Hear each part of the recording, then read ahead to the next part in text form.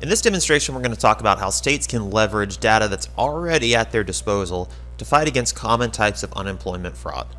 There are many ways of committing unemployment frauds and several techniques of committing unemployment fraud that we're going to talk about today. So let me take you through what you're looking at. This is what we call a data model, and it exists inside a sandbox type environment. Each one of these icons represents a data set. And the data is all simulated, but it should be data that approximates data that each state agency has at their disposal. In the center, we see people receiving benefits. These are the people that are receiving state unemployment benefits on some sort of regular basis. These payments indicate the payment amounts, frequency, dates, things like that those individuals are paid. The receiving accounts are the accounts that those deposits are made into. States. This is just a table of all 50 states, but I put this here to emphasize the fact that DataWalk can be collaborative. You don't necessarily need one instance of DataWalk for one agency. Multiple states can go in and all pipe their data in together into one model. This will allow you to look for different types of fraud. The Master Death Index is a list available from the Social Security Administration to any state agency that requests it. This is just first name, last name, date of birth, and some other critical information of everybody who has had a death certificate issued for them.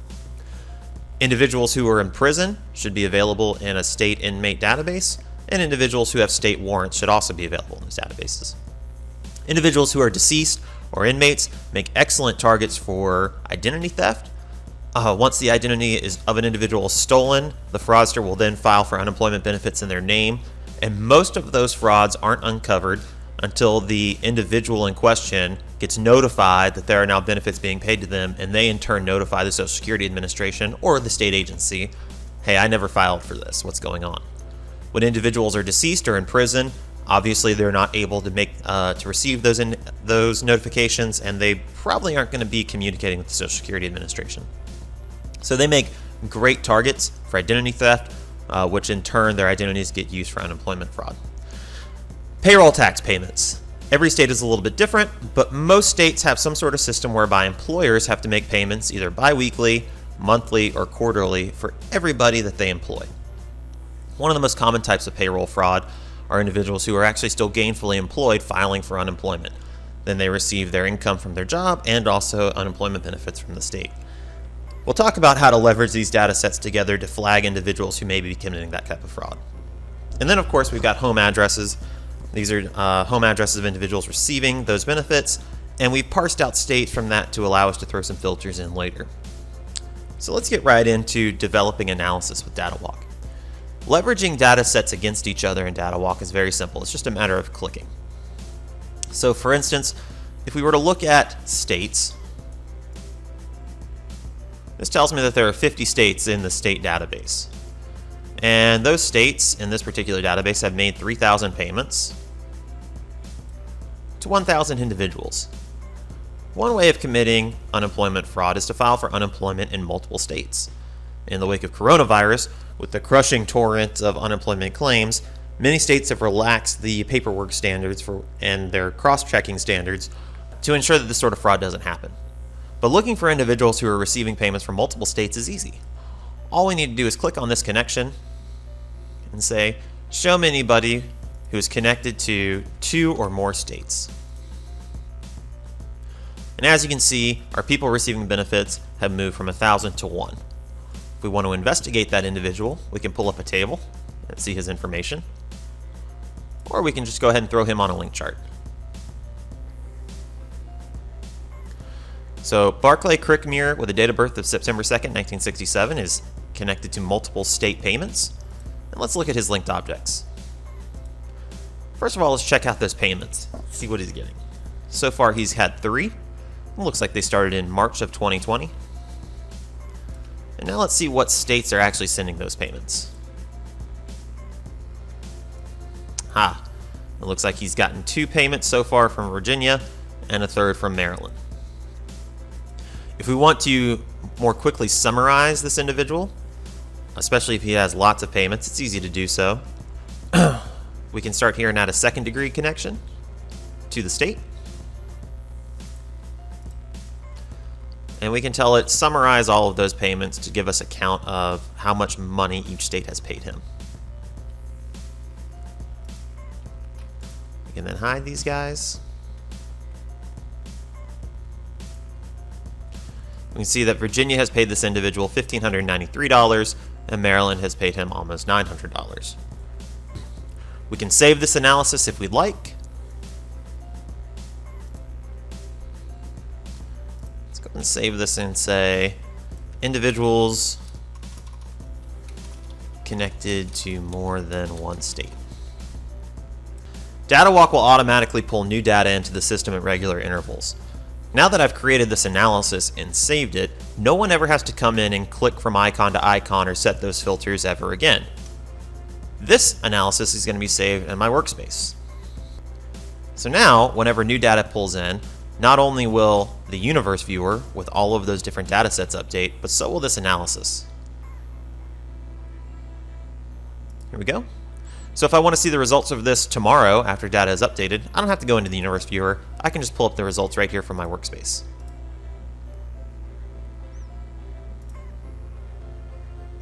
Additionally, you may be in a situation where somebody comes to you with a watch list and says, let me know if any of these individuals show up in our data, or let me know the minute somebody gets a payment from more than one state. I don't have to come in and rerun this analysis. I don't even have to necessarily come into my workspace and pull up the analysis from this workspace. I can configure an alert. So I can say, we'll call this individuals connected to more than one state, notify me if there are any changes to the results of the analysis, send me an email, and then one state, notify Officer Smith. So now if data gets updated every night at 9 p.m., DataWalk is going to ingest that new data, it's going to update all these analysis, and if the results of this change, it's going to send me that email. And then I'm going to be able to instantly notify Officer Smith, hey, we've got a new individual who's connected to more than one state by payment. Additionally, this analysis, every step that I've taken has been saved in what we call breadcrumbs. This is this light gray bar at the top left. So if there's ever any question about how it is we arrived at the results that we arrived at, we've got everything saved, and DataWalk will do this during every step of every analysis that you do. It will automatically record all of your steps. So we've investigated an individual who's receiving payments from more than one state. We could also investigate individuals who are receiving payments from outside of the state in question. So let's just say that we work inside, I don't know, the state of Virginia. So all of these people should be Virginia residents. We can connect them to their home addresses.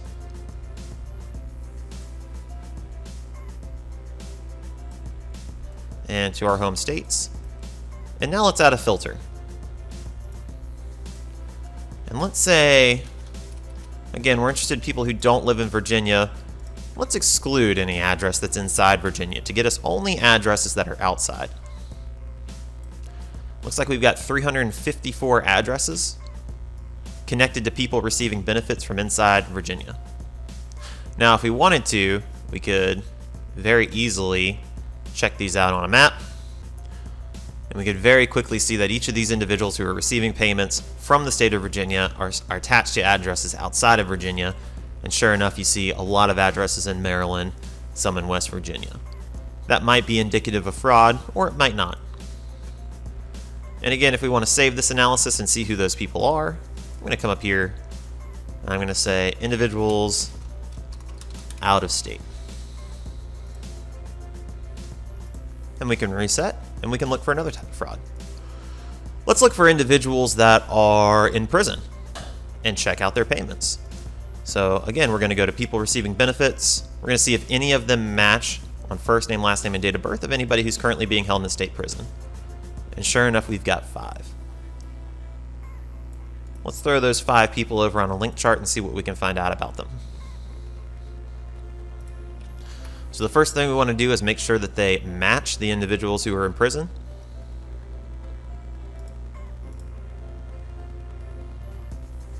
And we can see Penn Dalgety with a date of birth of 10/11/1999. Sure enough, Penn Dalgety was taken in on 1/2/1998. If this is looking a little messy, we can rearrange it however we might like.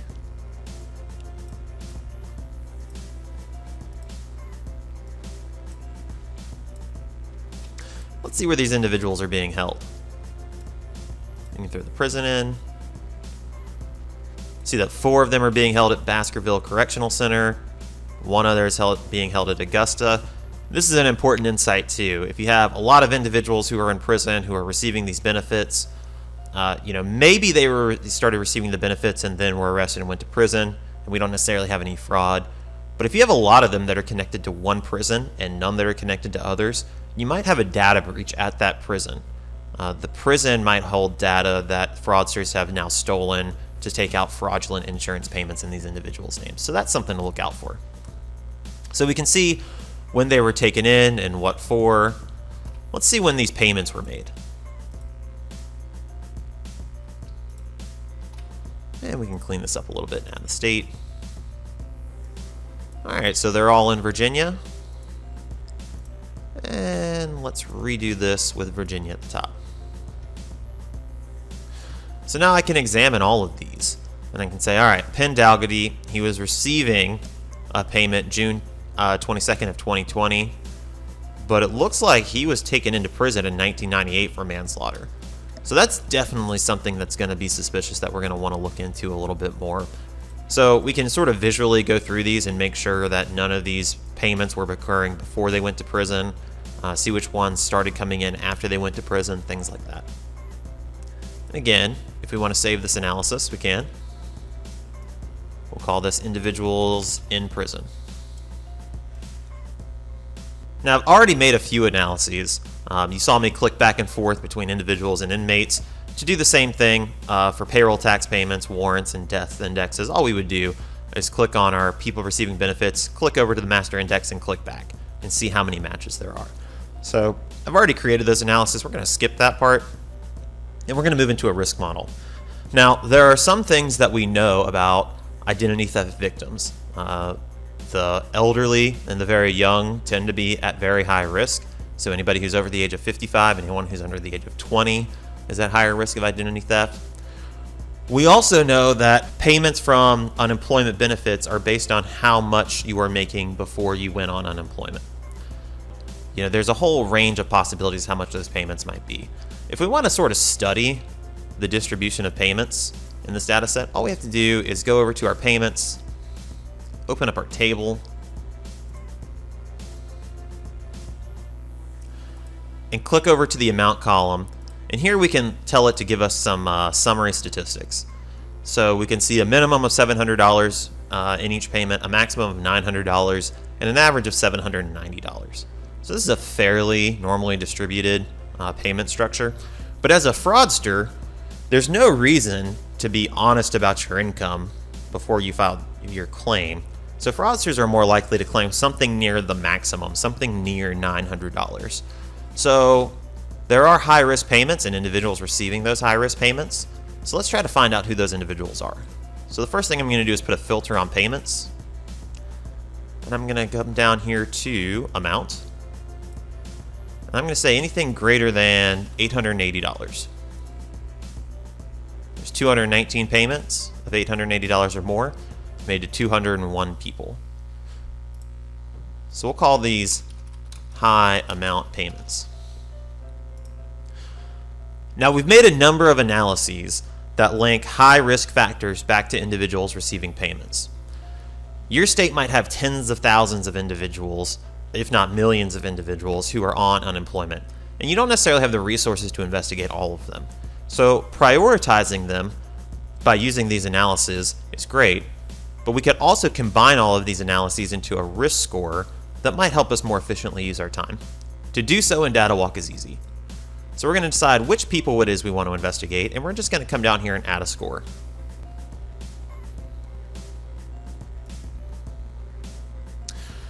Now the first thing we'll need to do is add a name, and we'll call it unemployment risk. This is going to calculate a score for every person receiving an unemployment payment. And we have to weight that score by using the analyses that I've already put in. So here's our high amount payments.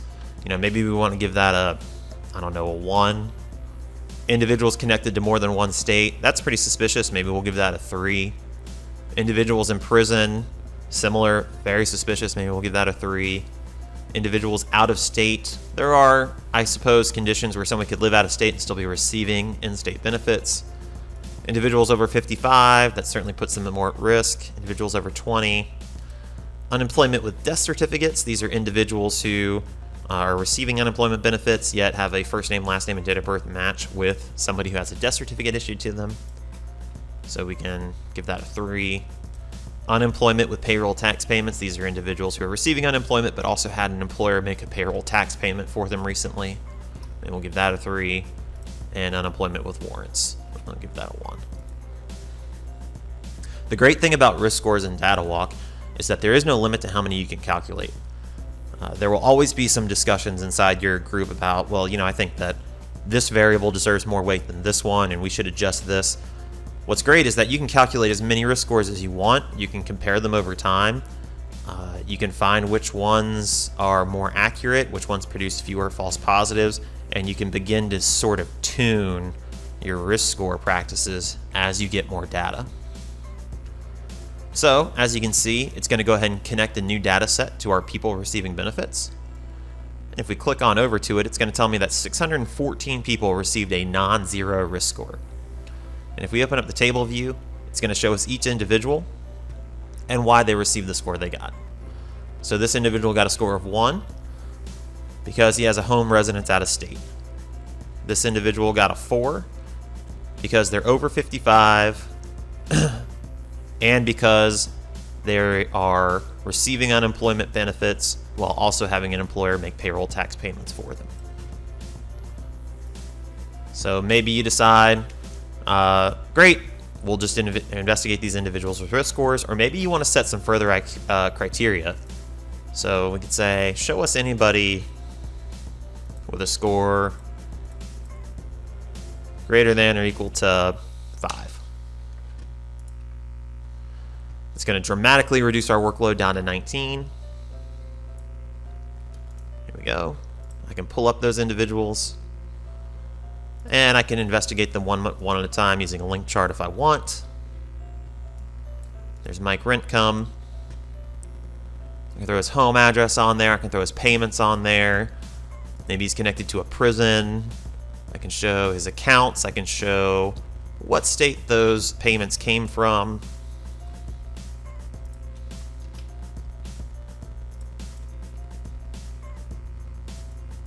We can see Virginia's been sending him payments since about May. He got a payment on May 1st, May 17th, May 24th. I can look and see where his home address is on a map. It is over here. Looks like just across the state line into West Virginia.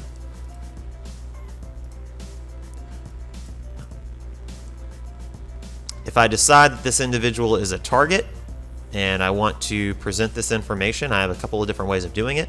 First of all, I can mark him red, let him know he's the target. I can put him at the top.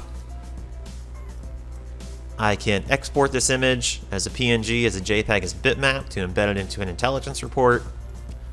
I can pull up his folder, which will serve as a mini intelligence report. It shows all of his critical information, all of the data sets that he's linked to, his states, his home addresses, his payments, his accounts. I can export this as a PDF. Show all those links. This is completely customizable. If you've got photos in your database, we can throw a photo in there. We can create templates for individuals and then maybe another one for businesses. But this report can be configured however you would like.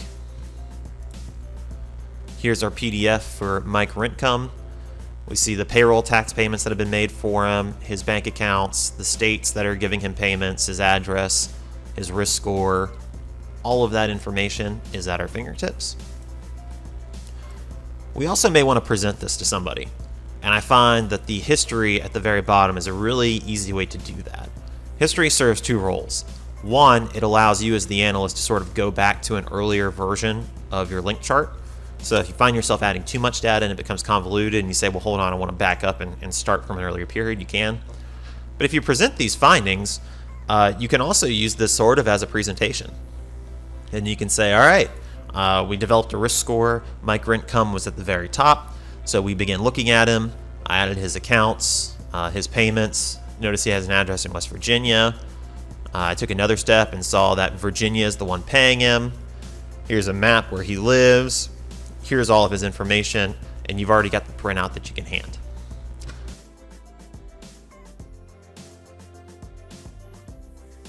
We can also transform data to find new and emerging techniques of committing unemployment fraud. So for instance, many states mandate that you have to give a valid email address whenever signing up for unemployment benefits. And email validation is commonly used in a lot of different industries. However, fraudsters are taking advantage of a little-known exploit in Gmail accounts. Gmail, and Google in general, disregards any dot inside an email account name. So john.smith@gmail.com is recognized as the same thing as John Smith, all one word, at gmail.com. Or j.ohnsmith@gmail.com. They're all the same. However, standard data analysis practices are going to recognize those as different email addresses, even though in effect they're not.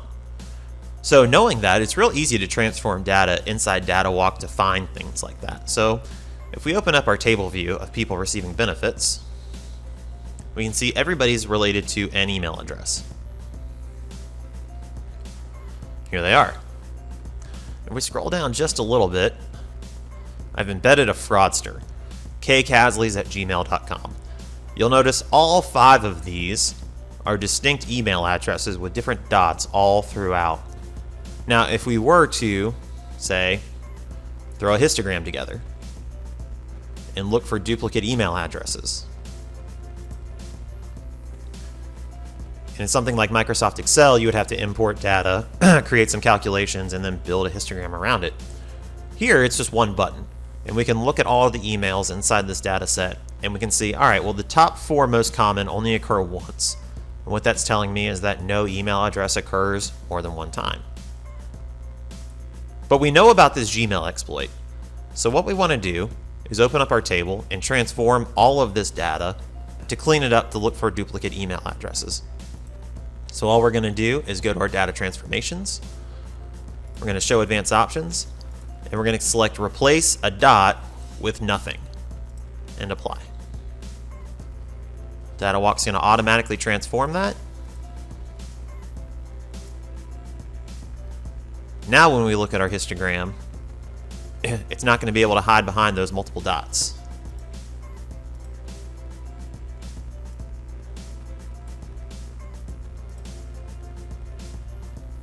kcasleys@gmail.com is going to appear 5 different times. So it's just that easy to develop multiple analysis, to leverage different databases together, to use those analyses to create risk scores, to investigate individuals once you've found high-risk transactions, and to even transform your data with just a few clicks to address new and emerging trends inside fraud.